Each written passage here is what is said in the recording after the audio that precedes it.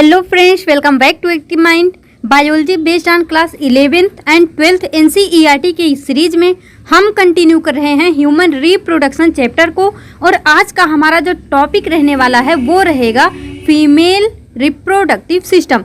तो इसके पिछले वीडियो में हमने मेल रिप्रोडक्टिव सिस्टम को पूरी तरह से कवर किया है, मतलब उसके बारे में हमने डिटेल से पढ़ा है। और आज का जो हमारा टॉपिक है, आज का जो हमारा टारगेट है वो है फीमेल रिप्रोडक्टिव सिस्टम। तो चलिए यहाँ पे देखते हैं, जिस तरह से हमने मेल रिप्रोडक्टिव सिस्टम को समझा उसी तरह से आज हम फीमेल रिप्रोडक्शन को समझेंगे और इसके साथ साथ में लैक्टेशन भी हम यहाँ पे कवर करेंगे। तो चलिए स्टार्ट करते हैं। तो फ्रेंड्स, इसके पहले मैं आपको बता दूं कि अगर आपको मेरे आवाज़ के अलावा कुछ थोड़ी बहुत आवाज़ जाएंगी तो प्लीज़ उसको मैनेज कर लेना और मेरे आवाज़ पे फोकस करना। वैसे मैं बहुत तेज़ मतलब हाई पिच में बोल रही हूँ, तो आपको कोई डिस्टरबेंस नहीं होनी चाहिए, बट अगर थोड़ा सा भी हो तो उसको मैनेज कर लीजिएगा।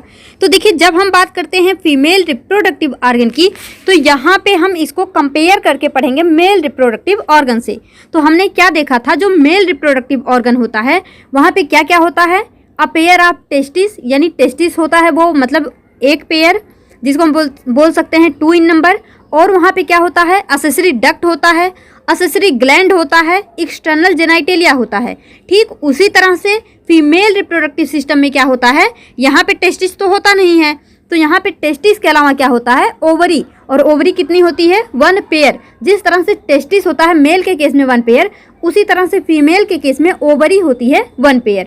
और मेल के केस में टेस्टिस होता है प्राइमरी सेक्स ऑर्गन, ठीक उसी तरह से फीमेल में प्राइमरी सेक्स ऑर्गन क्या होता है, ओवरी होता है। तो इतना आपको समझ में आया। मेल में क्या है, टेस्टिस है, 1 पेयर है, फीमेल में क्या है, ओवरी है, और ये भी क्या है, 1 पेयर है। दोनों के केस में मतलब फीमेल के केस में ओवरी क्या है, प्राइमरी सेक्स ऑर्गन, और मेल के केस में प्राइमरी सेक्स ऑर्गन क्या है, टेस्टिस है। तो अब यहाँ पे देखिए, जिस तरह से हमने पढ़ा था असेसरी डक्ट, तो मेल के केस में हमने क्या क्या असेसरी डक्ट देखा था, जहाँ पे मैंने आपको बताया था रेटी टेस्टिस, वासा डिफरेंशिया, इपिडिडाइमिस, वासा इफ्रेंशिया। ठीक उसी तरह से फीमेल रिप्रोडक्टिव ऑर्गन में भी डक्टस सिस्टम होता है, यानी यहाँ भी असेसरी डक्ट होती हैं, जिसमें हम देखेंगे फैलोपियन ट्यूब, जिसको हम ओविडक्ट बोलते हैं, यूटरस, जिसको हम हिस्टा या फिर वोम्ब बोलते हैं, या फिर यहाँ पे सर्विक्स और वेजाइना। तो फीमेल के केस में डक्टस सिस्टम में क्या क्या है, fallopian tube, uterus, cervix, vagina. और मेल के केस में असेसरी डक्ट क्या है, रेटी टेस्टिस, वासा डिफरेंशिया, एपिडिडाइमिस, वासा इफ्रेंशिया। तो इतना आपको समझ में आया होगा। अब देखिए, मेल के केस में हमने एक्सटर्नल जेनाइटेलिया में क्या क्या पढ़ा था, पेनिस प्लस स्क्रोटम। तो मेल के केस में पेनिस प्लस स्क्रोटम है, लेकिन फीमेल के केस में एक्सटर्नल जेनाइटेलिया में आपको 5 ऑर्गन, यहाँ पे 5 स्ट्रक्चर याद रखने होंगे। एक है हमारा मोनस प्यूबिस, एक है लेबिया मेजोरा, एक है लेबिया माइनोरा, एक है हाइमन, एक है क्लाइटोरिस। क्या हो गया, mons pubis, labia majora, labia minora, hymen, clitoris. तो आई होप ये 5 स्ट्रक्चर आपको समझ में आए होंगे। तो अभी हम इसको डिटेल से पढ़ेंगे, लेकिन हम अभी ये देख रहे हैं कि मेल के केस में क्या है, फीमेल के केस में क्या है। अब यहाँ पे देखिए, मेल के केस में भी हमने देखा था असेसरी ग्लैंड, जहाँ पे मैंने आपको 3 ग्लैंड बताई थी। एक था हमारा सेमिनल वेसिकल जो कि 1 पेयर था, और एक था हमारा प्रोस्टेट ग्लैंड जो कि सिंगल था, और उसके बाद हमने देखा था बल्बो यूरेथ्रल यानी कॉपर्स ग्लैंड जिसको हम बोलते हैं, वो भी कितना था, 1 पेयर।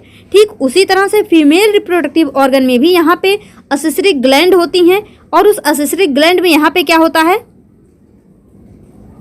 पैरा यूरेथ्रल ग्लैंड होता है, और एक क्या होता है, बर्थोलिन ग्लैंड होता है। पैरा यूरेथ्रल ग्लैंड और बर्थोलिन ग्लैंड। और मेल के केस में क्या है, seminal vesicle, prostate, bulbo urethral. तो याद रखना, यहाँ पे बर्थोलिन है और मेल के केस में बल्बो यूरेथ्रल है, तो इसको जो है आप याद रख लेना।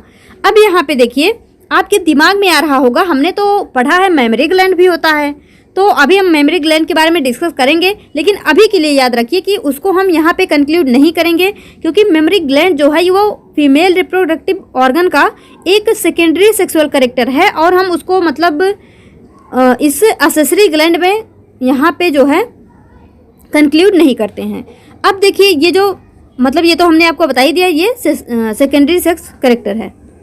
अब जब हम बात करते हैं यहाँ पे फीमेल रिप्रोडक्टिव ऑर्गन की, तो देखिए ये स्ट्रक्चर जो है आप अच्छे से समझ लीजिए, ये पूरा माइंड मैप है इसका। आप देखेंगे NCERT में क्या है, लाइन बाय लाइन लिखते हुए चला गया है, तो वो आपको कम समझ आएगा। लेकिन जब इस तरह से एक डायग्राम के माध्यम से, फ्लो चार्ट के माध्यम से कोई चीज़ें समझी जाती हैं तो वो जल्दी याद होता है। तो प्लीज़ आपसे एक रिक्वेस्ट है कि आप लोग नोट्स ज़रूर बनाना, क्योंकि इससे आपको रिवाइज करने में बहुत ही हेल्प होगा। तो चलिए स्टार्ट करते हैं। इसको देख के डरना मत, बहुत ही ईजी है, आपको तुरंत जो है ये समझ में आएगा। तो एक एक पार्ट यहाँ से हम उठा लेते हैं। तो सबसे पहले आप देखिए, ये पूरा डायग्राम हमारा क्या है, फीमेल रिप्रोडक्टिव सिस्टम। तो सबसे पहले हम यहाँ पे क्या देख रहे हैं, ये है हमारा ओवरी। क्या है, ओवरी। और ओवरी कितनी है, 2 इन नंबर, एक ये है एक ये है, यानी 2 इन नंबर यानी 1 पेयर। ओवरी कितनी है, 1 पेयर। और यहाँ पे देखिए जो ओवरी है वो कनेक्ट है किससे कनेक्ट है, फिम्ब्री से। किससे कनेक्ट है, फिम्ब्री से। तो यहाँ पे आप देखेंगे फिम्ब्री से आगे जब हम बढ़ेंगे तो यहाँ पे हमको एक मिलेगा इन्फेंडिबुलम। क्या मिलेगा, इन्फेंडिबुलम। और उसके ऊपर एम्पुला मिलेगा, और उससे ऊपर जब हम जाएंगे यहाँ पे इस्थमस मिलेगा। तो ये आपको हो सकता है थोड़ा क्लियर नहीं होगा, तो अभी हम आपको मतलब जो सही से डायग्राम है उसको दिखा देंगे। तो अभी के लिए देखिए, ओवरी जो है वो कनेक्टेड है किससे, फिम्ब्री से। किससे कनेक्टेड है, फिम्ब्री से। तो आप यहाँ पे देखेंगे जो ओवरी होती है, एक तो वो यहाँ से फिम्ब्री से कनेक्ट होती है, और इधर देखेंगे आप तो ये यूट्रस से भी कनेक्ट होती है। तो ओवरी के बारे में अभी हम बाद में देखेंगे, अभी हम देखेंगे यहाँ पे फैलोपियन ट्यूब के बारे में। तो जब यहाँ पे आप देखेंगे फैलोपियन ट्यूब के बारे में, तो यहाँ पे हम क्या क्या देखेंगे, इन्फेंडिबुलम, एम्पुला और इस्थमस। तो सबसे पहले ये जो फिम्ब्री है इसका फंक्शन क्या होता है, तो ये जो फिम्ब्री है इसको हम बोलते हैं एज ऑफ इन्फेंडिबुलम, यानी जो इन्फेंडिबुलम है उसका एक क्या है, ये है इसका एज यानी किनारा। तो क्या है, edge of infundibulum finger like projection help in capturing of oocyte, यानी जो ओवरी में एग बनते हैं उस एग को, उस oocyte को पकड़ने के लिए, कैप्चर करने के लिए कौन हेल्पफुल होता है, फिम्ब्रेई। कौन हेल्पफुल होता है, फिम्ब्रेई। और ये फिंगर लाइक प्रोजेक्शन है, तो जैसे हम होता है ना, कोई चीज़ पकड़ना होता है तो हम किससे पकड़ते हैं, अपने हाथों से यानी उंगलियों से। तो ठीक उसी तरह से जो फिम्ब्रेई होती है, जो ओवरी से एग निकलता है उसको वो कैप्चर करने का काम करती है। तो यहाँ से जो ओवरी निकली फिम्ब्रेई में गई, और फिम्ब्री से होते हुए वो infundibulum, then ampulla, then isthmus, then uterus, इस तरह से वो मतलब जाती है।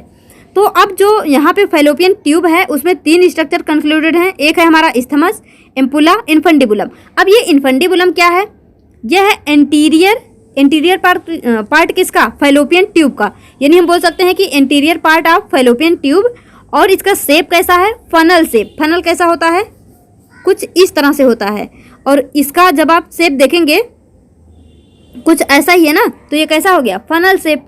तो याद रखना जो यहाँ पे इन्फेंडिबुलम होता है वो anterior part of fallopian tube है, और कैसा है, फनल शेप का है। एम्पुला क्या होता है, एम्पुला वाइडेस्ट पोर्शन, हमने आपको बताया था एम्पुला हमारा मेल रिप्रोडक्टिव ऑर्गन में भी था। तो देखिए एम्पुला क्या है, जैसे मान लीजिए ये कोई कैनाल है और ये जो है यहाँ से थोड़ा मोटा आगे जाके पतला हो गया, तो ये जो रीजन थोड़ा वाइडेस्ट हो जाता है इसको हम क्या बोल देते हैं, इसको बोल देते हैं एम्पुला। तो ठीक उसी तरह से मेल फीमेल दोनों में एम्पुला होता है। तो एम्पुला क्या है, वाइडेस्ट पोर्शन यानी थोड़ा चौड़ा भाग, और ये मतलब वाइडेस्ट पार्ट है, इसलिए वाइडेस्ट पोजीशन है, इस वजह से ये क्या करता है, साइट ऑफ फर्टिलाइजेशन, यानी जो फर्टिलाइजेशन का प्रोसेस है वो कहाँ पे होता है, वो होता है एम्पुला में। वैसे तो नॉर्मली पूछा जाता है कि मतलब फर्टिलाइजेशन का साइट क्या है, तो वहाँ पे फैलोपियन ट्यूब हम बता देते हैं। लेकिन अगर आपसे फैलोपियन ट्यूब ना देके आपसे मतलब इस्थमस, एम्पुला, इन्फेंडिबुलम बोलता है तो आप क्या बताएंगे, एम्पुला। तो इसको आप याद रखना, या तो आपसे एम्पुला देगा या फिर फैलोपियन ट्यूब डायरेक्ट दे देगा, तो इसको आप याद रख लेना। अब यहाँ पे देखिए इस्थमस, जब हम इस्थमस की बात करते हैं तो ये क्या है, posterior part of fallopian tube. तो हम इधर से ऐसे जा रहे हैं, तो ये इन्फेंडिबुलम है, उसके बाद यहाँ पे एम्पुला है, उसके बाद क्या है हमारा इस्थमस, यानी सबसे पीछे है, तो क्या हो गया, पोस्टीरियर। तो ये क्या है, posterior part of fallopian tube. Short है और कैसा है, नैरो है, थिक वॉल्ड है, यानी इसकी वॉल कैसी है, थिक है, thick walled portion joints the uterus. और ये जो इस्थमस है ये आगे चलकर किससे जो है ज्वाइंट हो रहा है, यूटरस से। तो याद रखना, मतलब अगर आपको ये डायग्राम याद हो गया तो समझ लीजिए सब कुछ। यहाँ पे ये सारी चीज़ें क्या है, जो यहाँ पे है इस डायग्राम में जो चीज़ें जैसी हैं बस वो ऐसे वैसे ही जो है लिख दी गई हैं।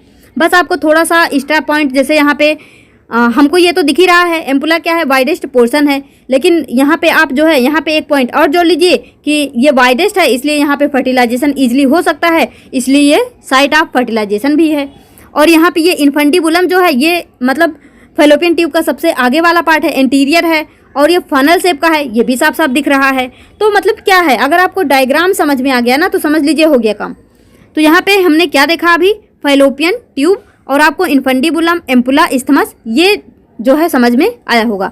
अब हम यहाँ से आगे बढ़ते हैं और इस फैलोपियन ट्यूब के बारे में थोड़ा सा आप जो है देख लीजिए।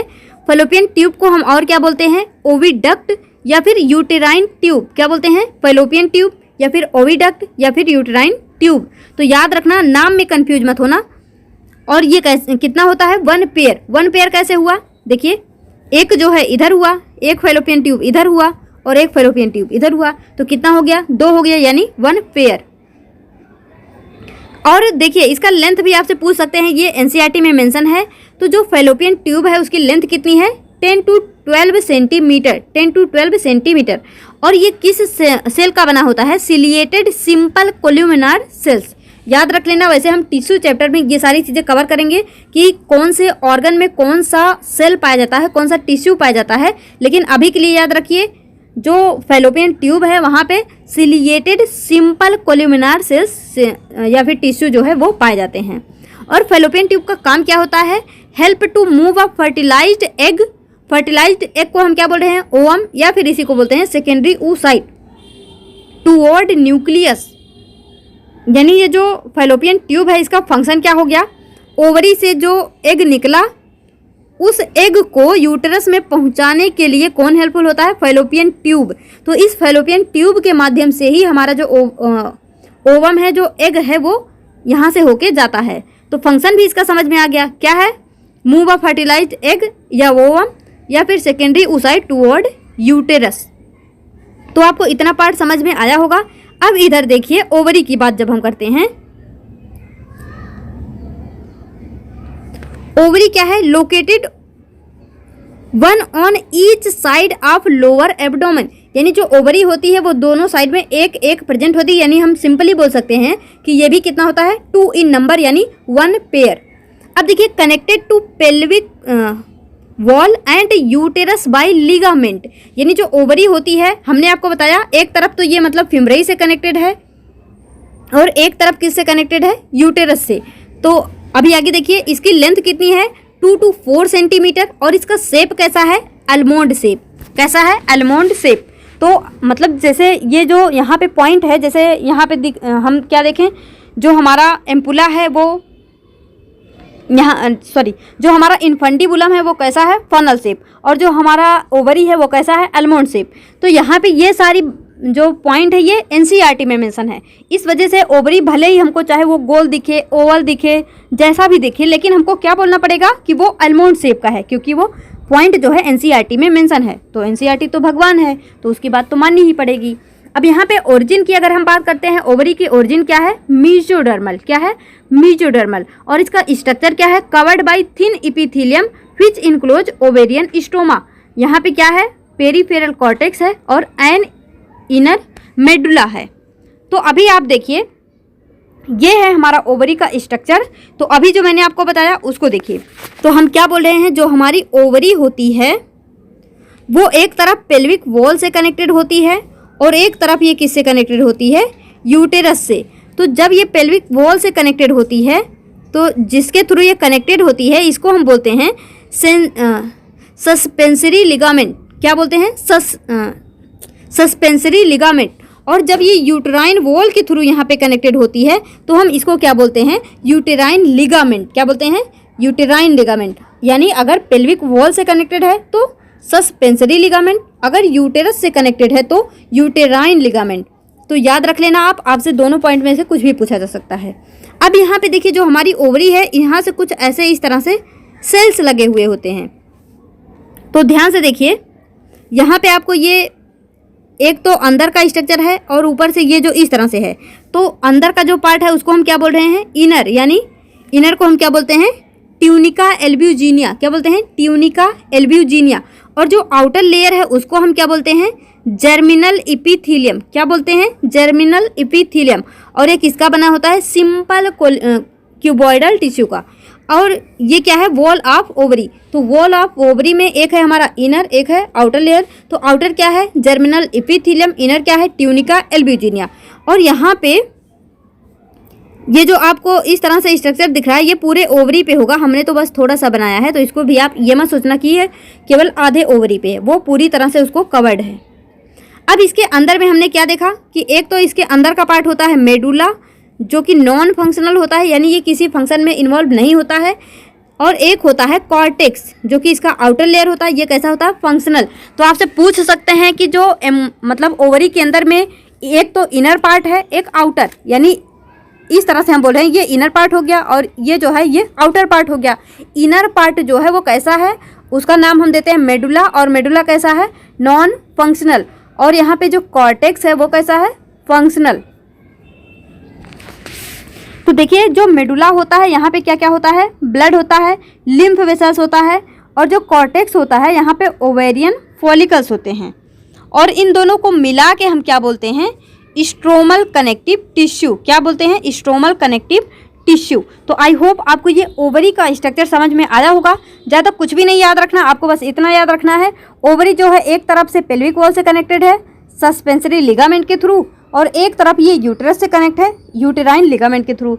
और ये जो ओवरी है इसमें दो लेयर हैं, मतलब इसका जो वॉल है उस पर दो लेयर हैं। इनर लेयर जो है उसको ट्यूनिका एल्ब्यूजिनिया बोलते हैं, आउटर लेयर जो है उसको हम जर्मिनल इपिथीलियम बोलते हैं। और यहाँ पे इसके इनर पार्ट जो है इसके हम मेडुला बोलते हैं, जो कि नॉन फंक्शनल है, और इसका जो आउटर पार्ट है उसको हम क्या बोलते हैं, कॉर्टेक्स, जो कि फंक्शनल है, जिसको हम मतलब यहाँ पे क्या होता है, ओवेरियन फॉलिकल। मतलब जो हमारा प्राइमरी oocyte, मतलब जो oogenesis होता है वो कहाँ पे होता है, यहीं पे होता है। तो ओवरी आपको समझ में आ गई, फैलोपियन ट्यूब समझ में आ गया।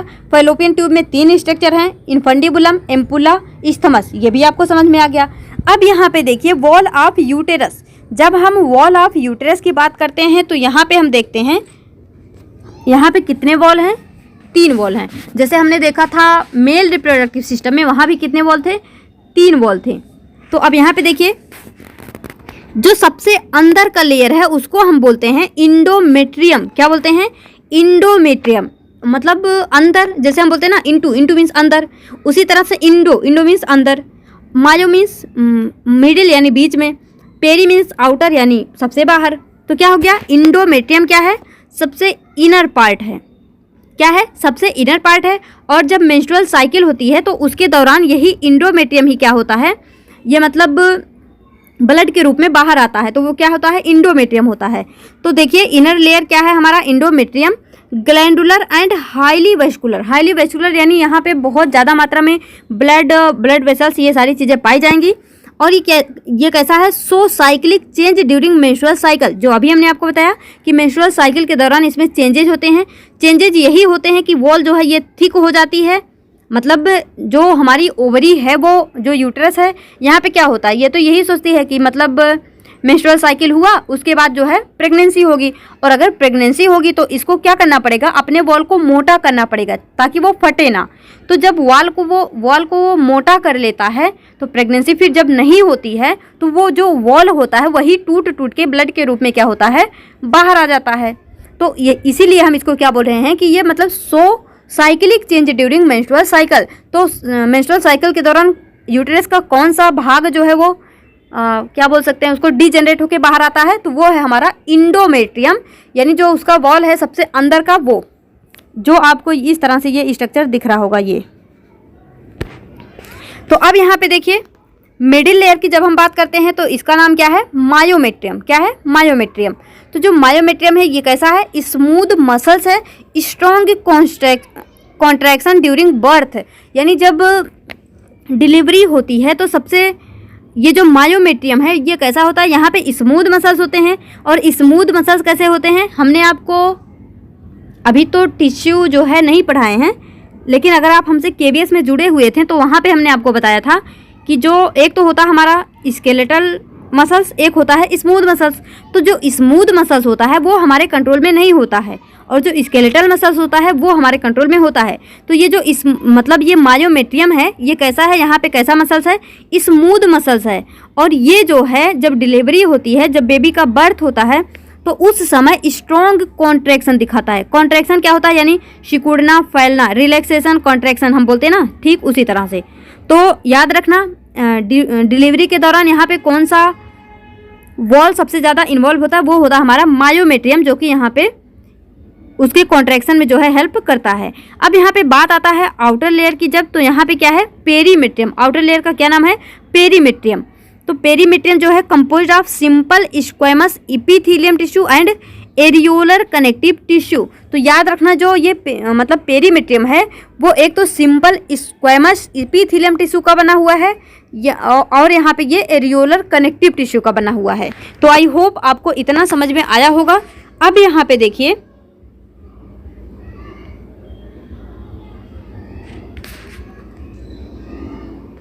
यहाँ पे देखते हैं हम वेजाइना के बारे में। तो वेजाइना के बारे में आपको क्या क्या याद रखना है। जो वेजाइना है ये यहाँ पे कोई भी ग्लैंड प्रेजेंट नहीं होती है। तो याद रखना फीमेल रिप्रोडक्टिव सिस्टम में ग्लैंड्स एब्सेंट इन वेजाइना, यानी वेजाइना में कोई भी ग्लैंड प्रेजेंट नहीं होता है। और इसकी लेंथ कितनी है, 8 to 10 centimetre long, lined with mucus membrane, और ये म्यूकस मेम्ब्रेन के थ्रू लाइंड अप होता है। और ये कैसा होता है, non keratinised stratified squamous epithelium tissue का बना हुआ होता है। External opening called vaginal orifice, जैसे ये है ना, ये हमारा क्या हो गया, वेजाइना, और इसकी ये जो ओपनिंग है इसको हम क्या बोलते हैं, इसको हम बोलते हैं वेजाइनल ओरिफिस। क्या बोलते हैं, वेजाइनल ओरिफिस। और यहाँ पे देखिए hymen is often torn during first coitus या इंटरकोर्स, यानी जब फर्स्ट टाइम इंटरकोर्स होता है तो यहाँ पे क्या होता है, जो हाइमन होता है वो फट जाता है, टॉर्न हो जाता है। तो आपको ये जो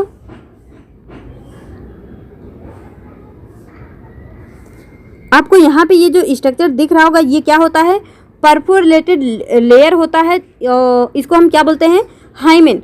तो मतलब ऐसा माना जाता है कि जो हाइमेन होता है, मतलब कुछ लोगों का ऐसा मानना है कि जब यहाँ पे इंटरकोर्स होता है फर्स्ट टाइम तब ये टूटता है, पर ऐसा नहीं है। मतलब कुछ लोग ऐसा मानते हैं कि जो हाइमेन होता है वो वर्जिनिटी का एक इंडिकेटर होता है, बट ऐसा नहीं है। एनसीईआरटी में ये लाइन जो है डायरेक्टली मेंशन है कि हाइमेन वर्जिनिटी का कोई भी इंडिकेटर नहीं है। प्रेजेंस और absence of hymen is not reliable indicator of virginity, यानी जो हाइमेन है आप इससे जो है कुछ नहीं कह सकते कि वर्जिनिटी है या फिर नहीं है। लेकिन कुछ लोगों का ऐसा मानना है कि अगर हाइमेन है यानी वर्जिनिटी है, अगर हाइमेन नहीं है यानी वर्जिनिटी नहीं है। लेकिन ये बात पूरी तरह से गलत है। जो हाइमेन होता है ये मतलब साइकिल राइडिंग के दौरान या फिर किसी स्पोर्ट गेम के दौरान ये ऑटोमेटिक भी फट सकता है, टर्न हो सकता है, या फिर ऐसा भी होता है कि मतलब ये बहुत रेयर केस है कि इंटरकोर्स हो और फिर भी हाइमेन जो है वो ना टूटे, ऐसा भी होता है। तो इस पॉइंट को आप याद रखना। ये एक बार जो है किसी प्रीवियस ईयर क्वेश्चन में पूछा भी हुआ है कि मतलब हाइमेन जो है वो वर्जिनिटी का इंडिकेटर है या फिर नहीं है। तो याद रखना नहीं है, इससे आप जो है वर्जिनिटी का पता नहीं लगा सकते। अब यहाँ पे देखिए बर्थ कैनाल। बर्थ कैनाल क्या होता है, सर्विकल कैनाल प्लस वेजाइना। ये क्या है हमारा वेजाइना, ये क्या है सर्विकल कैनाल। तो ये जो सर्विकल कैनाल है प्लस वेजाइना है, इसको हम क्या बोलते हैं, इन दोनों को बर्थ कैनाल, यानी सर्विकल कैनाल प्लस वेजाइना को ही हम क्या बोलते हैं, बर्थ कैनाल। अब यहाँ पे देखिए एक टर्म है हमारा, क्या है, हिस्टेरेक्टोमी। क्या है, हिस्टेरेक्टोमी। और हमने आपको मेल रिप्रोडक्टिव सिस्टम में एक टर्म बताया था, ऑर्चिडेक्टोमी। क्या था, ऑर्चिडेक्टोमी। ऑर्चिडेक्टोमी तो हमने बताया था ऑर्ची। ऑर्ची मीन्स क्या होता है, टेस्टिस। उसी तरह से हिस्ट्रा क्या है हमारा, हिस्ट्रा, यानी हिस्ट्रा मीन्स क्या होता है, यूटेरस। हिस्ट्रा मीन्स क्या होता है, यूटेरस। तो जैसे ऑर्ची, ऑर्ची मीन्स क्या, टेस्टिस। एक्टोमी मीन्स क्या, उसका रिमूवल, यानी surgically removal of testis is known as orchidectomy. उसी तरह से hysterectomy, hystera means uterus, surgical removal of uterus is known as hysterectomy. तो याद रखना इस बात को आप। आपसे ये भी जो है प्रीवियस ईयर में पूछा हुआ क्वेश्चन है। हिस्टेरेक्टोमी क्या है? Surgical removal of uterus. और ऑर्चिडेक्टोमी क्या है? Surgical removal of testis. तो इस सभी पॉइंट को आप जो है याद रखना। तो अभी हमने आपको क्या बताया, ये सारा स्ट्रक्चर जो है इसको हमने एक्सप्लेन किया है अच्छी तरह से, और आई होप आपको ये जो है अच्छे से समझ में आया होगा। और यहाँ पे याद रख लेना, ये जो हमारा वेजाइना होता है यहाँ पे पीएच कैसा होता है? एसिडिक होता है ड्यू टू लैक्टोबैसिलस बैक्टीरिया। तो अगर आपसे पूछा जाए तो इसको भी जो है आप याद रख लेना। अब चलिए आगे देखते हैं, आगे क्या है हमारा यूटेरस। अब जो सारी चीज़ें हम पढ़ चुके हैं उसी को हम एक बार और देख लेते हैं। तो यूटेरस जो है हिस्ट्रा या फिर वूम्ब, मतलब हिस्ट्रा वूम्ब यूटेरस, ये सारी चीज़ें क्या है? सेम सेम है, बस उसके अलग अलग नाम हैं। तो देखिए, situated between urinary bladder and rectum, जो हमारा यूटेरस होता है या हिस्ट्रा होता है वो यूरिनरी ब्लैडर एंड रेक्टम के बीच में जो है वो सिचुएटेड होता है। इन्वर्टेड पियर शेप कैसा होता है? इन्वर्टेड पियर शेप होता है।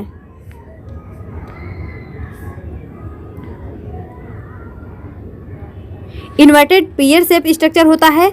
7.5 सेंटीमीटर लॉन्ग होता है, 5 सेंटीमीटर वाइड होता है, 2.5 सेंटीमीटर थिक होता है। तो याद रखना, 7.5 long, 5 centimetre wide, 2.5 centimetre thick, has 3 part. और जो ये हमारा यूटेरस है इसके 3 पार्ट हैं। एक है फंडस, एक है बॉडी या फिर इसी को हम कॉर्पस बोलते हैं, और एक है सर्विक्स। फंडस क्या है? Upper dome shape portion of uterus, यानी यूटेरस का अपर डोम शेप पोर्शन क्या है? हमारा फंडस। और ये बॉडी या फिर कॉर्पस क्या है? मिडिल पार्ट और main part of uterus. Cervix क्या है? An anterior narrow portion open in vagina formed of most powerful sphincter muscles. तो ये जो है ये हमारा क्या है? यूटेरस है। और यूटेरस में क्या क्या है? एक है हमारा यूटेराइन फंडस जो कि फर्स्ट हो गया, ये हो गया सेकंड बॉडी, और थर्ड क्या हो गया? सर्विक्स। तो यहाँ पे कितने पार्ट हैं? 3 पार्ट। ये जो है सबसे अपर हो गया, ये मिडिल में हो गया, ये सबसे लोअर हो गया। तो यही यहाँ पे बताया गया है।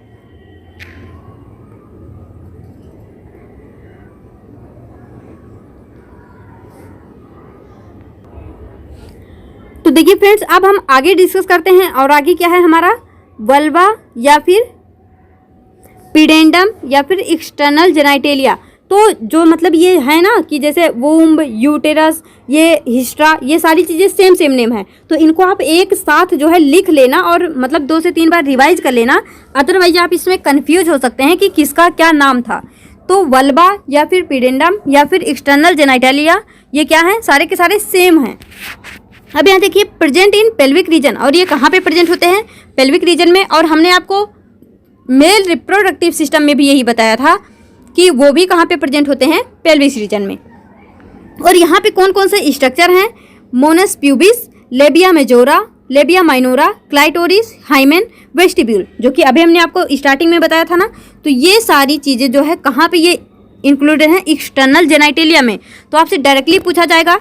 देखिए यहाँ पे जो मैं पढ़ा रही हूँ इससे रिलेटेड मैं आपको क्विज करवा दूंगी टेलीग्राम पे, ताकि आपको जो चीज़ें हैं वो क्लियर हो जाएं। तो कल जो है इसको देखेंगे हम, इसका क्विज जो है आपको दे देंगे टेलीग्राम पे। अगर आप नहीं जुड़े हैं तो सक्सेस एक्टिव माइंड करके हमारा टेलीग्राम चैनल है, वहाँ से आप जुड़ सकते हैं और जो क्विज है उसको अटेम्प्ट कर सकते हैं। तो देखिए, मोनस प्यूबिस, लेबिया मेजोरा। अब ये लेबिया मेजोरा क्या है? Homologous to scrotum. तो मतलब यहाँ जैसे हम मेल के केस में देखें, जो स्क्रोटम होता है, तो स्क्रोटम के बारे में तो हम पढ़ ही चुके हैं। तो ठीक स्क्रोटम के जैसे ही लेबिया मेजोरा भी होता है। देखिए, हमने आपको होमोलोगस, एनालोगस ऑर्गन भी पढ़ा दिया है। तो होमोलोगस क्या होते हैं? जिनके आपस में जो है स्ट्रक्चर सेम होते हैं। और एनालोगस क्या होते हैं? जिनके आपस में फंक्शन सेम होते हैं। तो यहाँ पे देखिए, इनके फंक्शन तो सेम नहीं होते हैं लेकिन इनका स्ट्रक्चर सेम होता है। तो होमोलोगस टू स्क्रोटम क्या है हमारा? Labia majora. और लेबिया माइनोरा जो है वो कैसा है? Homologous to spongy penile urethra. और क्लाइटोरिस कैसा है? Homologous to glans penis. तो इसको याद रखना, आपसे डायरेक्टली जो है पूछा जा सकता है। लेबिया मेजोरा मतलब मेल रिप्रोडक्टिव ऑर्गन, और फीमेल रिप्रोडक्टिव ऑर्गन में कौन सा पार्ट किससे जो है होमोलॉगी दिखाता है।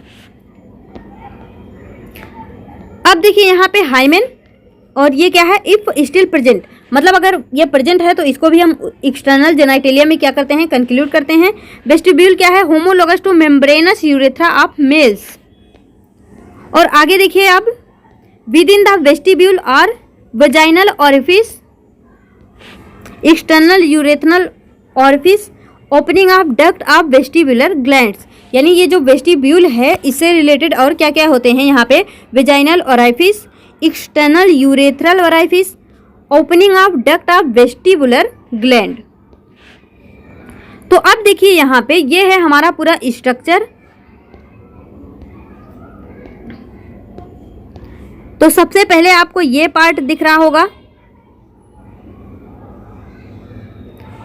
यहाँ पे आपको कुछ हेयर लाइक स्ट्रक्चर भी दिखते हैं।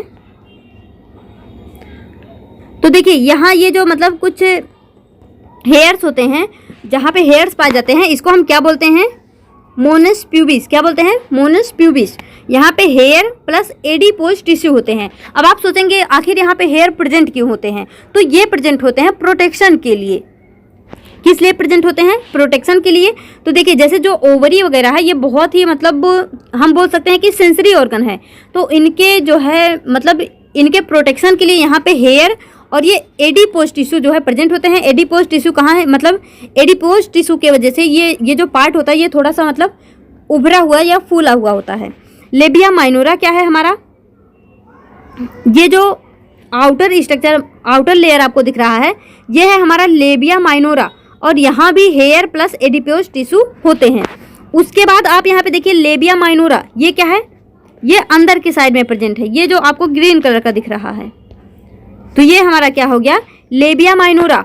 और ये जो लेबिया माइनोरा है और लेबिया मेजोरा है, दोनों में डिफरेंस क्या है, तो लेबिया माइनोरा में यहाँ पे here plus adipose tissue present है, लेकिन लेबिया माइनोरा में यहाँ पे here plus adipose tissue present नहीं है। दोनों में सबसे खास अंतर तो यही है। अब यहाँ पे देखिए ये जो आपको इस तरह से स्ट्रक्चर दिख रहा है, इसको हम बोलते हैं क्लाइटोरिस। क्या बोलते हैं, क्लाइटोरिस। और ये जो है यहाँ पे इरेक्टाइल टिश्यू प्रेजेंट होते हैं। क्या होते हैं, इरेक्टाइल टिश्यू यहाँ पे प्रेजेंट होते हैं। और इसके आउटर लेयर पे कुछ मतलब एक मेम्ब्रेनस स्ट्रक्चर होता है जिसको हम बोलते हैं फोर स्किन ऑफ क्लाइटोरिस। क्या होता है, फोर स्किन ऑफ क्लाइटोरिस। जैसे हमने मेल के केस में देखा था ना प्रीप्यूस, उसी तरह से यहाँ भी क्या है, फोर स्किन ऑफ क्लाइटोरिस यहाँ पे प्रेजेंट होता है। और अब देखिए ये जो आपको दिख रहा होगा, ये पार्ट जो ओजाइनल ऑरिफिस है उसमें एक कुछ होल सा स्ट्रक्चर है जिसको हम क्या बोलते हैं, एक मिनट देखिए इसको मैं थोड़ा बड़ा करके अभी आपको बताती हूँ।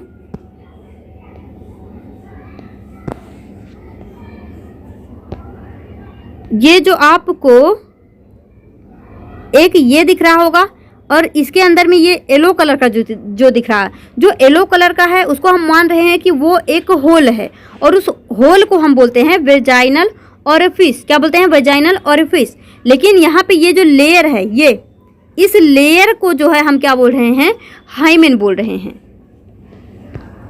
तो याद रखना वेजाइनल ऑरिफिस क्या है, ये परफोरेटेड स्ट्रक्चर है, लेकिन यहाँ पे जो इसके अराउंड मेम्ब्रेन प्रेजेंट है वो क्या है, हमारा हाइमेन है।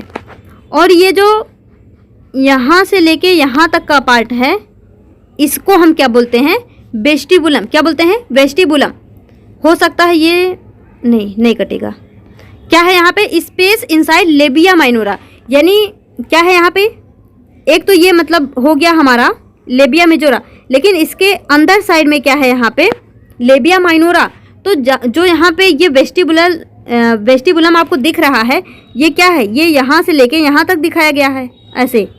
तो हम यहाँ पे क्या बोल रहे हैं, ये क्या है, स्पेस इनसाइड लेबिया माइनोरा। यानी ये लेबिया माइनोरा के अंदर का जितना भी स्ट्रक्चर है उसको हम क्या बोल रहे हैं, वेस्टिबुलम। क्या बोल रहे हैं, वेस्टिबुलम। तो वेस्टिबुलम में क्या क्या यहाँ पे इंक्लूडेड है, एक तो यूरेथ्रल ऑरिफिस, एक है वजाइनल ऑरिफिस, या फिर यहाँ पे ये जो ग्लैंड हैं ये भी सब किस में कंक्लूडेड हैं, वेस्टिबुलम में।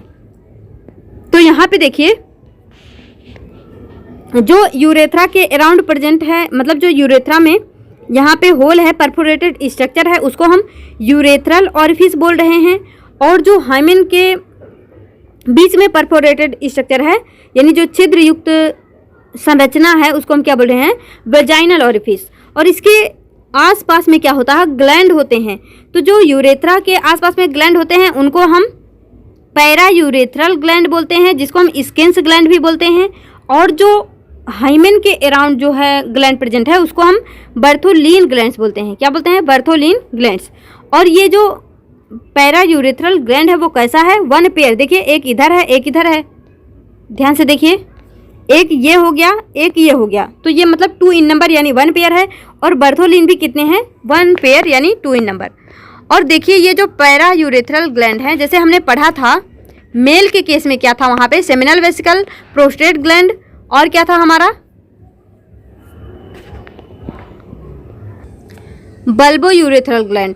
तो उसी तरह से यहाँ पे क्या है, पैरा यूरेथ्रल ग्लैंड और बर्थोलीन ग्लैंड। तो जो पैरा यूरेथ्रल ग्लैंड है वो मेल के पोस्टेट ग्लैंड से होमोलॉगी दिखाता है, और जो बर्थोलीन ग्लैंड है वो मेल के बर्थो यूरेथ्रल ग्लैंड से होमोलॉगी दिखाता है। तो बर्थोलीन, बर्थो यूरेथ्रल बल्बो यूरेथ्रल, ये दोनों में क्या है, होमोलॉगी है। और यहाँ पे पैरा यूरेथ्रल और प्रोस्टेट में क्या है, होमोलॉगी है। तो इनके नेम भी देखिए थोड़ा मैचिंग है, तो इससे भी आपको याद हो जाएगा। ये यहाँ पे क्या है पैरा, यहाँ पे क्या है प्रोस्टेट, यहाँ पे क्या है बर्थो, यहाँ पे क्या है बल्बो। तो इस तरह से आप इसको याद रख सकते हैं। अब देखिए यहाँ पे बात आती है मेमोरी ग्लैंड की। क्या आती है, मेमोरी ग्लैंड की। तो मेमोरी ग्लैंड अभी हमने आपको बताया कि ये मतलब कोई जो है ग्लैंड नहीं है, ये फीमेल रिप्रोडक्टिव सिस्टम में, फीमेल रिप्रोडक्टिव ऑर्गन में एक प्रकार का क्या है, सेकेंडरी सेक्सुअल कैरेक्टर है। और ये किससे मॉडिफाइड होता है, ये मतलब किसका मॉडिफिकेशन होता है, मॉडिफाइड एपोक्राइन स्वीट या फिर स्यूडोरीफेरस ग्लैंड दैट प्रोड्यूस मिल्क। यानी ये स्यूडोरीफेरस ग्लैंड्स का ही क्या होता है, मॉडिफिकेशन होता है, जो कि मिल्क प्रोडक्शन में हेल्प करता है। Attach with pectoralis major muscles through Cooper's ligament. यानी जो मेमोरी ग्लैंड होता है वो किससे अटैच होता है, pectoralis major muscles through Cooper's ligament. तो चलिए मैं आपको जो है इसको बना के दिखाती हूँ। अब यहाँ पे देखिए कंसिस्ट ऑफ 15 to 20 लोब्स। तो अभी ये आपको समझ में नहीं आया होगा तो रुक जाइए 1 मिनट।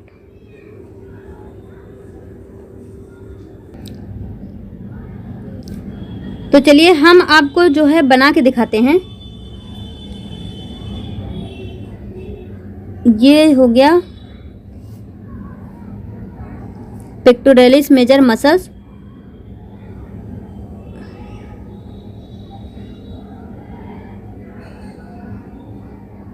और इस तरह से यहाँ पे ये कनेक्टेड है, यहाँ पे क्या है, इसे सिचुएटेड है, इसे लगा हुआ है। तो ये जो आपको रेड कलर का दिख रहा है ये क्या है, हमारा पेक्टोरेलिस मेजर मसल्स। और यहाँ पे ये क्या है, हमारा मेमोरी ग्लैंड है। तो इसके अंदर में कुछ लोब्यूल लाइक स्ट्रक्चर होते हैं। तो जब हम इसको जो है ये इसमें कुछ इस तरह से स्ट्रक्चर प्रेजेंट होते हैं मेमोरी ग्लैंड में। तो जब हम इसको बड़ा करके देखते हैं तो आपको दिखेगा कुछ इस तरह से। एक सेकेंड, ये हो गया हमारा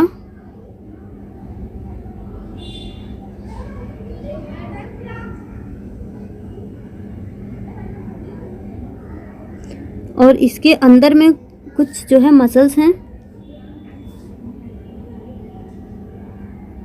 यहाँ पे क्या है, मसल्स हैं, सेल्स हैं। और ये जो है एक लोब में क्या है, सिचुएटेड है। और आगे चलकर ये यहाँ पे क्या बनाता है, एम्पुला। एम्पुला आगे जाके कहाँ पे खुलती है, और ये हो गया हमारा निपल। ये हो गया निपल। तो अब देखिए ये जो मेमोरी ग्लैंड होता है यहाँ पे आपको बहुत सारे लोब दिखेंगे।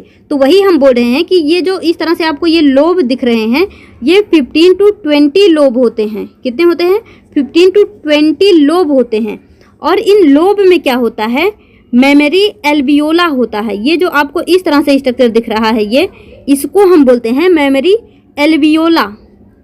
मेमोरी तो आप लिख लेंगे एल्वियोला। इसमें क्या होता है, मेमोरी एल्वियोला होता है। और यहाँ पे ये जो येलो कलर का हमने सेल्स बनाया होता है, यही सेल्स क्या करते हैं, मिल्क रिलीज करने में हेल्प करते हैं। इसी वजह से हम इस सेल्स को क्या बोलते हैं, मिल्क रिलीजिंग सेल्स। क्या बोलते हैं, मिल्क रिलीजिंग सेल्स। और ये आगे चलकर क्या बनाता है, यहाँ पे एम्पुला लाइक स्ट्रक्चर। ये जो एम्पुला है यहाँ पे क्या होता है, स्टोरेज ऑफ मिल्क, यानी जो मिल्क सिक्रीट हुआ है वो एम्पुला में स्टोर होगा। और यहाँ पे ये जो आपको डक्ट दिख रहा होगा, इसको हम बोलते हैं लैक्टिफेरस डक्ट। क्या होता है, लैक्टिफेरस डक्ट। इसको हम क्या बोलते हैं, लैक्टिफेरस डक्ट। और यहाँ पे ये आपको दिख रहा होगा, जो ये क्या है हमारा, ये है निपल्स। और निपल्स के अराउंड यहाँ पे पिगमेंटेड एरिया होता है। क्या होता है, पिगमेंटेड एरिया। तो इस तरह से जो है ये मेमोरी ग्लैंड का स्ट्रक्चर होता है।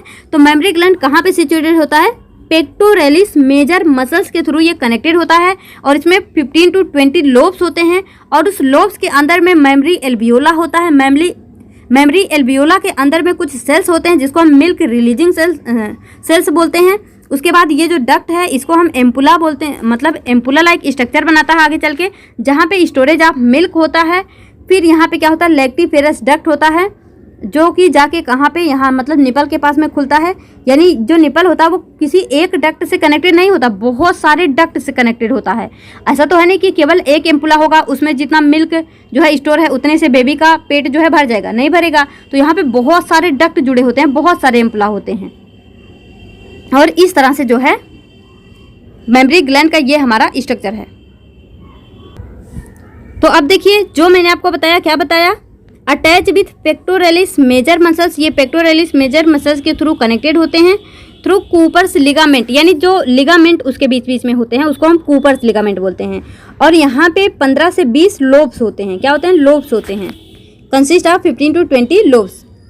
अब देखिए जो हम पढ़ रहे हैं यहाँ पे कि मेमोरी ग्लैंड के थ्रू मिल्क प्रोडक्शन होता है, फिर मिल्क का स्टोरेज होता है, इन सबको हम क्या बोलते हैं, लैक्टेशन। तो ये लैक्टेशन कैसे होता है ये हमको यहाँ पे देखना है।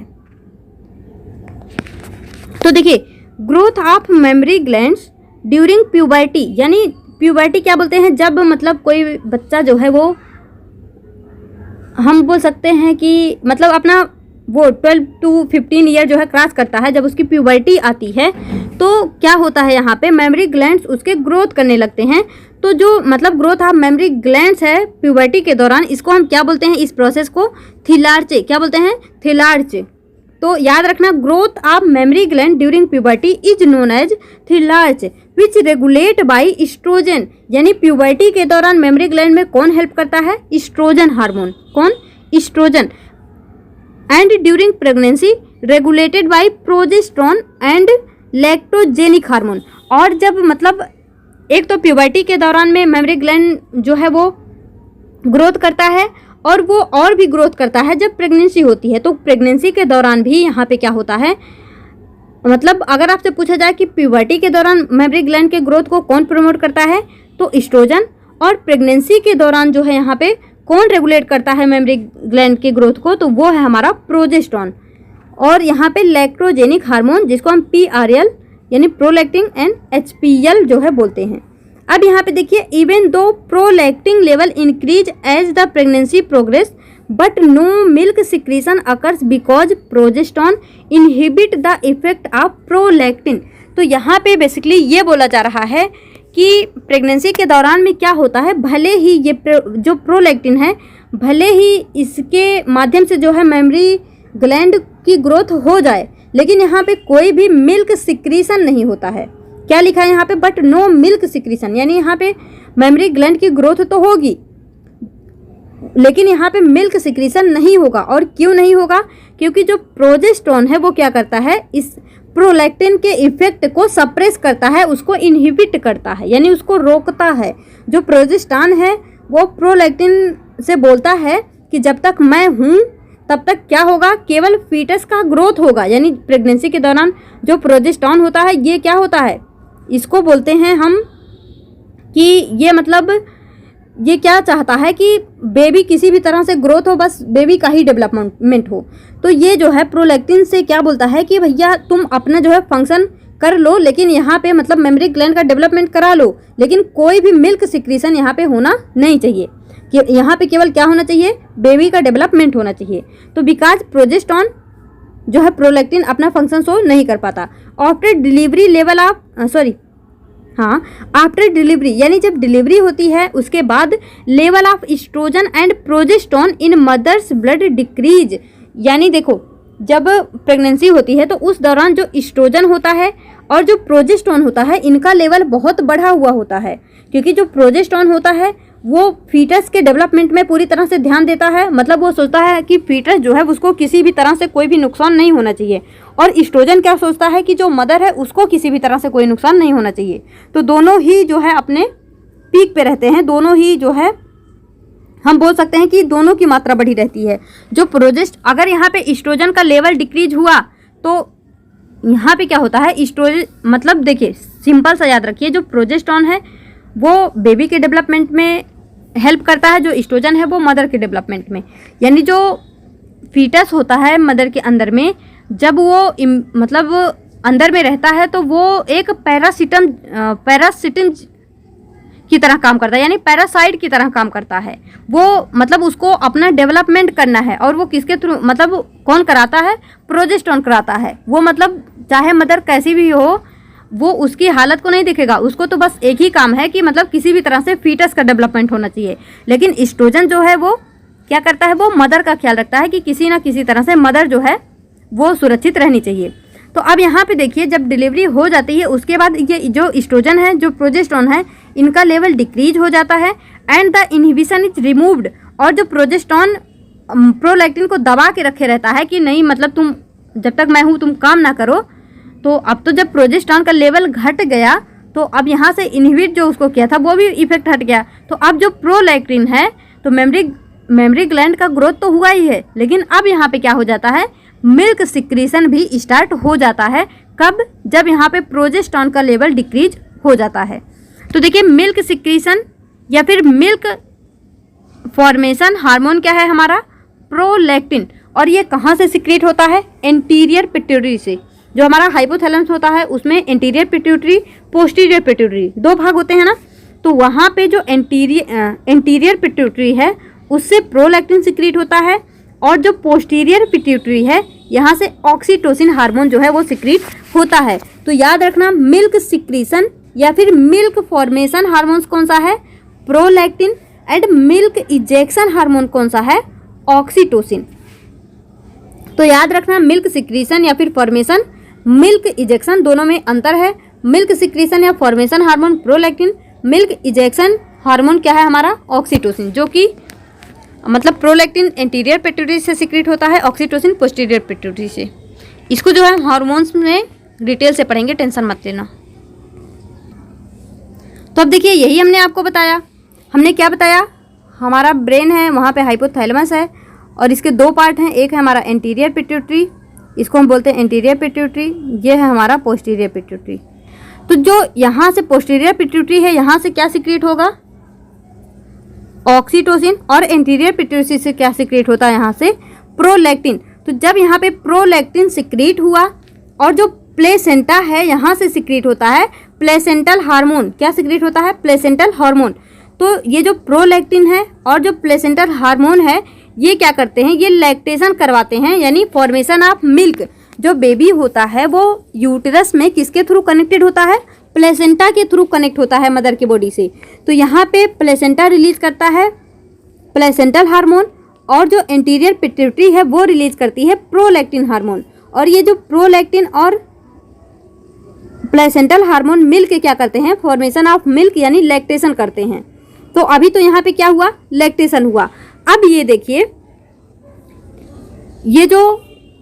ये दोनों हार्मोन्स हैं, ये ड्यूरिंग प्रेगनेंसी क्या करवाते हैं, डेवलपमेंट ऑफ मेमरी ग्लैंड्स। यानी during pregnancy prolactin plus placental hormones क्या करवाते हैं, डेवलपमेंट ऑफ मेमरी ग्लैंड। यानी अभी यहाँ पे कोई भी मिल्क सिक्रीशन नहीं होगा, यहाँ पे केवल क्या हो रहा है, डेवलपमेंट हो रहा है मेमरी ग्लैंड का। तो अब देखिए क्या हो रहा है, ड्यूरिंग प्रेगनेंसी क्या होता है, प्रोजेस्टेरॉन का लेवल बढ़ा होता है। जैसा कि हमने आपको बताया ड्यूरिंग प्रेगनेंसी क्या होता है, प्रोजेस्टेरॉन का लेवल बढ़ा होता है और जो प्रोजेस्टेरॉन होता है वो क्या करता है, इनहिबिट करता है लैक्टेशन प्रोसेस को। यानी जब ये जो है बढ़ा हुआ है, इसकी मात्रा जो है इंक्रीज हुई हो, तो यहाँ पे प्रोलैक्टिन और प्लेसेंटल हार्मोन्स अपना फंक्शन नहीं कर पाएंगे, यानी ये लैक्टेशन नहीं कर पाएंगे। लेकिन आफ्टर बर्थ क्या होता है, आफ्टर बर्थ ये जो प्रोलैक्टिन हार्मोन है ये हाइपोथैलेमस को क्या कर देता है, हाइपोथैलेमस को नहीं, यहाँ से रिलीज होने वाले ग्रोथ रिलीजिंग हार्मोन जो होता है इसको क्या करता है, इनहिबिट कर देता है, सप्रेस कर देता है। और कितने टाइम के लिए करता है, 6 मंथ के लिए। और यहाँ पे फिर क्या होता है, लैक्टेशन होता है। और जो प्रोजेस्टेरॉन है ये क्या करता है, बिफोर बर्थ ये इनहिबिट करके रखता है GnRH को। यानी देखिए जो यहाँ पे प्रोलैक्टिन है वो after birth growth releasing hormone को इनहिबिट कर रहा है, ये गोनाडोट्रोपिन हार्मोन है। और यहाँ पे क्या है, प्रोजेस्टेरॉन जो है वो ड्यूरिंग प्रेगनेंसी GnRH को इनहिबिट कर रहा है। तो इस बात को जो है आप याद रखना, बिफोर बर्थ या फिर ड्यूरिंग प्रेगनेंसी GnRH को इनहिबिट करने वाला हार्मोन्स प्रोजेस्टेरॉन है, और आफ्टर बर्थ यहाँ पे GnRH को इनहिबिट करने वाला हार्मोन्स कौन सा है, प्रोलैक्टिन। ड्यूरिंग प्रेगनेंसी या फिर बिफोर बर्थ प्रोजेस्टेरॉन सोचता है कि केवल फीटस का डेवलपमेंट हो बस, और बाकी कुछ प्रोसेस ना हो। और जब बेबी का बर्थ हो जाएगा तो यहाँ पे लैक्टेशन तो होगी ही होगी, क्योंकि फिर बेबी जो है वो मिल्क फीडिंग कहाँ से करेगा। तो यहाँ पे क्या हो जाता है, यहाँ पे लैक्टेशन स्टार्ट हो जाता है। तो इस पॉइंट को जो है आप याद रख लीजिएगा। आई होप ये आपको समझ में आया होगा। तो हमने आपको क्या बताया, हाइपोथैलेमस है, हाइपोथैलेमस में एंटीरियर पोस्टीरियर पिट्यूटरी है, एंटीरियर पिट्यूटरी से प्रोलैक्टिन निकलता है, और प्लेसेंटा से प्लेसेंटल हार्मोन्स, और ये दोनों मिलके फॉर्मेशन ऑफ मिल्क करवाते हैं। और ड्यूरिंग प्रेगनेंसी ये डेवलपमेंट ऑफ मेमरी ग्लैंड करवाते हैं। लेकिन जब तक प्रोजेस्टेरॉन का लेवल बढ़ा हुआ है तब तक ये मतलब लैक्टेशन को इनहिबिट करके रखता है, यानी ड्यूरिंग प्रेगनेंसी GnRH को ये इनहिबिट करके रखता है। और आफ्टर बर्थ क्या करता है, जो प्रोलैक्टिन है ये GnRH को इनहिबिट करके रखता है 6 मंथ के लिए। तो यहाँ पे बेसिकली हम ये बोल रहे हैं कि जो हमने यहाँ पे क्या बोला कि जो लैक्टेशन है वो बर्थ के बाद, यानी बेबी के बर्थ के बाद लैक्टेशन 6 मंथ तक जो है, जो प्रोलैक्टिन है वो GnRH को इनहिबिट करके रखेगा 6 मंथ के लिए। यानी हम यहाँ पे ये बोल सकते हैं कि बेबी बर्थ के बाद 6 मंथ तक भी यहाँ पे मेंस्ट्रुअल साइकिल नहीं चलेगी, क्योंकि GnRH यहाँ से क्या है, सप्रेस है। इसको अभी हम आगे डिस्कस करेंगे। तो अभी के लिए हमने जितना आपको बताया बस इतना ही याद रखना कि मतलब मिल्क फॉर्मेशन कब होगा और उसका सिक्रीशन कब होगा। तो जब तक प्रोजेस्टेरॉन का लेवल बढ़ा हुआ है तब तक तो ये काम अपना नहीं कर पाएंगे, तब तक के लिए ये क्या करेंगे, ये करेंगे मेमरी ग्लैंड का डेवलपमेंट केवल। लेकिन जब प्रोजेस्टेरॉन का लेवल घट जाएगा तो वहाँ पे एक्टिवेट हो जाएगा हमारा प्रोलैक्टिन, तब ये जो है मिल्क फॉर्मेशन मिल्क सिक्रीशन सब जो है करवाएगा। अब यहाँ पे देखिए हम क्या देखते हैं, सकिंग एक्शन ऑफ इन्फेंट्स, यानी जो इन्फेंट्स होता है, जो बेबी होता है उसका सकिंग एक्शन कैसे होता है। तो देखिए principal stimulus in maintaining prolactin secretion during lactation, यानी जब लैक्टेशन होता है तो उस समय में प्रोलैक्टिन के सिक्रीशन में जो स्टिमुलस को कैसे मेंटेन रखते हैं, ये होता है हमारा सकिंग एक्शन ऑफ इन्फेंट्स। आप देखेंगे जब मतलब कोई बेबी बर्थ होता है, यानी जब किसी बच्चे का जन्म होता है तो डॉक्टर्स क्या बोलते हैं, मतलब जब बच्चा रोता है तो माँ को क्या लगता है कि बच्चा भूखा होगा। लेकिन जब डॉक्टर उससे बोलते हैं कि आप बच्चे को ब्रेस्ट फीडिंग कराओ तो मदर क्या बोलती हैं कि मतलब मिल्क तो यहाँ से सिक्रीट हो ही नहीं रहा है, फिर हम उसको जो है मिल्क फीडिंग कैसे कराएं। तो डॉक्टर क्या बोलते हैं कि आप उसको सक कराओ, मतलब आप उसको जो है फीड कराओ। तो मतलब फीड तो कराएंगी लेकिन ये सकिंग एक्शन होगा कैसे, यानी मिल्क सिक्रीट होता कैसे है, ये हमको देखना है। तो देखिए यहाँ पे क्या है कि ये जो है हमारा क्या है, ये मेमरी ग्लैंड है और ये क्या है, बेबी है। तो बेबी जब यहाँ से मिल्क को सक करने की कोशिश करेगा तो क्या होगा, नर्वस स्टिमुलेशन होगा और ये जो है जाएगा हमारे हाइपोथैलेमस के पास। तो हाइपोथैलेमस के बाद जब नर्वस स्टिमुलेशन जाएगा, मतलब देखो जब जो मदर है मतलब वो सोचेगी कि हमको अपने बच्चे को फीड कराना है, तो कहीं ना कहीं उसके हाइपोथैलेमस में नर्वस स्टिमुलेशन होगा। अगर देखो, अगर बेबी सक नहीं भी करता है और मदर ये चाहती है कि हमारा बच्चा भूखा होगा, उसको दूध चाहिए होगा, तो कहीं ना कहीं मतलब सिक्रीशन ऑटोमेटिक भी स्टार्ट हो जाता है। तो जब बेबी मतलब सक करेगा तो यहाँ से नर्वस स्टिमुलेशन जाएगा हमारे हाइपोथैलेमस के बाद हाइपोथैलेमस के पास, और हाइपोथैलेमस यहाँ से क्या करेगा, प्रोलैक्टिन को क्या करेगा, रिलीज करेगा। और एंटीरियर यहाँ पे एंटीरियर भाग से क्या होगा, प्रोलैक्टिन का सिक्रीशन होगा, और पोस्टीरियर पिट्यूटरी से क्या होगा, ऑक्सीटोसिन का सिक्रीशन होगा। तो जो पीआरएल है यानी प्रोलैक्टिन है, वो क्या करता है, इंड्यूज फॉर्मेशन ऑफ मिल्क, यानी ये मिल्क के फॉर्मेशन को इंड्यूस करता है। यानी जब बेबी ने सक किया तो नर्वस स्टिमुलेशन गया हाइपोथैलेमस के पास, और हाइपोथैलेमस के पास जब इन्फॉर्मेशन गई कि बच्चे को दूध चाहिए, तो यहाँ पे क्या हुआ, उसने जो है ऑर्डर दिया यहाँ पे प्रोलैक्टिन और ऑक्सीटोसिन को। प्रोलैक्टिन से उसने बोला भैया फटाफट जो है यहाँ पे मिल्क फॉर्मेशन करो, और जब मिल्क फॉर्मेशन हो गया तो जो ऑक्सीटोसिन है ये क्या करवाता है, इजेक्शन ऑफ मिल्क। यानी जो देखो, जब मिल्क फॉर्मेशन हुआ तो वो कहाँ पे स्टोर हुआ, एम्पुला में, लेकिन अब एम्पुला से आगे भी तो उसको बढ़ना होगा, तो उस एम्पुला से आगे जाए, वहाँ से इजेक्शन हो उसका, तो क्या वहाँ पे कौन रोल करेगा, ऑक्सीटोसिन। तो अब आपको ये समझ में आया होगा कि हम ये बोल रहे हैं कि मिल्क फॉर्मेशन हुआ, और मिल्क फॉर्मेशन के बाद यहाँ पे वो मिल्क गया एम्पुला में स्टोर हो गया। अब उस एम्पुला से जो है बाहर, मतलब एम्पुला से आगे जाने के लिए कौन रोल करेगा, यहाँ पे किसका रोल होगा, वो होगा ऑक्सीटोसिन का। तो आई होप आपको ये समझ में आया होगा कि किस तरह से जो है लैक्टेशन प्रोसेस होता है। तो अब यहाँ पे देखिए, first milk release after birth called colostrum, यानी जो फर्स्ट मिल्क रिलीज होता है आफ्टर बर्थ, यानी जब कोई बेबी हुआ तो उसके बाद जो फर्स्ट मिल्क होता है, फर्स्ट टाइम जो मिल्क होता है, उसको हम बोलते हैं कोलोस्ट्रम। यानी और ये कैसा होता है, येलोइश कलर का होता है, यानी इसका जो कलर होता है वो कुछ येलो कलर का होता है, इसको हम बोलते हैं कोलोस्ट्रम। तो देखिए याद रखना आप, जैसे कभी कभी हम अपने गांव में देखते हैं कि जो मवेशी होते हैं, जैसे गाय भैंस ये सारी चीज़ें, तो उनका जो मतलब जब कोई बेबी होता है तो वहाँ पे हम क्या देखते हैं, जो उनका जो फर्स्ट मिल्क होता है उससे हम क्या करते हैं, उसको जो है पूरे गांव में बांटते हैं, सबको मतलब देते हैं, क्योंकि उसमें क्या होता है, उसमें बहुत सारी चीज़ें होती हैं, वो हमारे हेल्थ के लिए बहुत अच्छा होता है। तो यहाँ पे चलिए देखते हैं कि इस मतलब फर्स्ट मिल्क में ये इस कोलेस्ट्रम में होता क्या क्या है।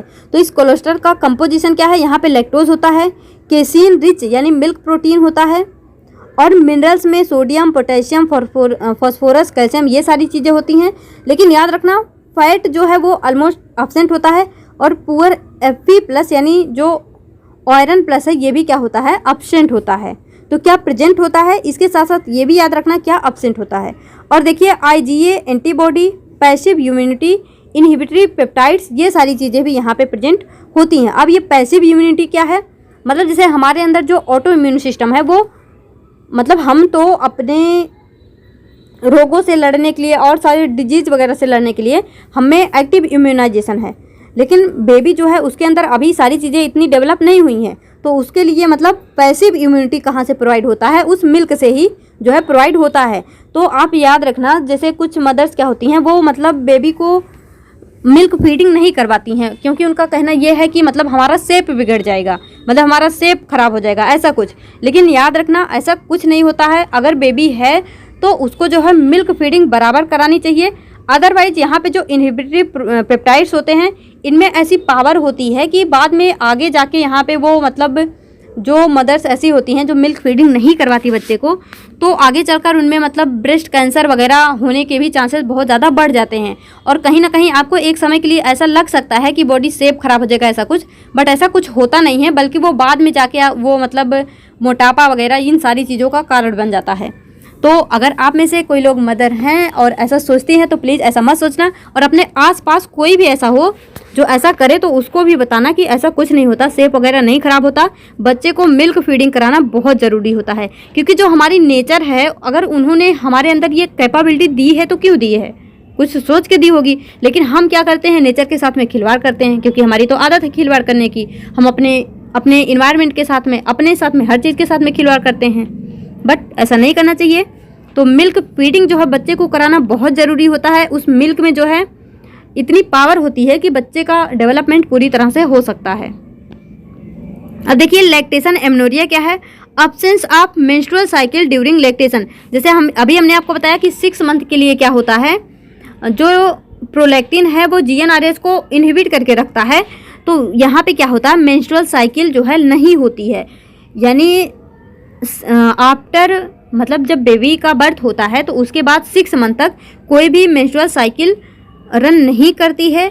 तो हम यही बोल रहे हैं कि लैक्टेशन के दौरान मेंस्ट्रुअल साइकिल का अब्सेंस होना, इसको हम क्या बोल रहे हैं, लैक्टेशन एमेनोरिया, यानी absence of menstrual cycle during lactation. और ये पीरियड कितने का है, 6 मंथ का, तो इसको हम क्या बोलते हैं, लैक्टेशन एमेनोरिया। और ये कौन कराता है, प्रोलैक्टिन, और ये क्या करता है, GnRH को इनहिबिट करके रखता है। तो आई होप फ्रेंड्स आपको ये सारी चीज़ें जो है पसंद आई होंगी। अब यहाँ पे देखिए स्पर्मेटोजेनेसिस जो है, स्पर्मेटोजेनेसिस oogenesis हम अपने नेक्स्ट लेक्चर में कवर करेंगे। तो आई होप आपको ये लेक्चर जो है पसंद आया होगा। तो प्लीज़ फ्रेंड्स अपने फीडबैक देना कमेंट बॉक्स में मत भूलना। इस वीडियो में यहीं तक। और हाँ, अगर आपको कोई भी कन्फ्यूजन कहीं पे होता ना, आप कमेंट में लिख सकते हैं, मैं उसको जो है प्रॉपर अच्छी तरह से दोबारा भी समझा सकती हूँ। तो इस वीडियो में यहीं तक, मिलेंगे अपने नेक्स्ट वीडियो में, तब तक के लिए all the best, be happy, be positive.